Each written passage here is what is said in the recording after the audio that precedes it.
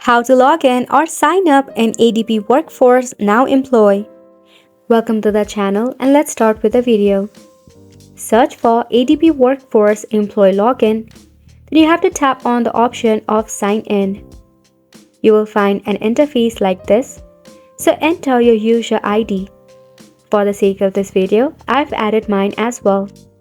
Tap on Remember User ID if you are using your personal device. Skip this step if you are using a public device.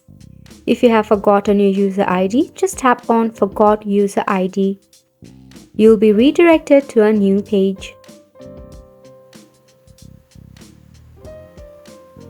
So in here, you have to enter your first name, your last name, and you have to select your email address or your mobile number. Enter email address, then tap on Next.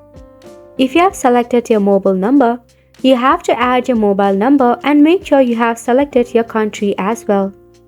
Then tap on Next. And that is how you can retrieve your forgotten user ID. Now if you do not have an account and if you have to create one, tap on Get Started at the bottom.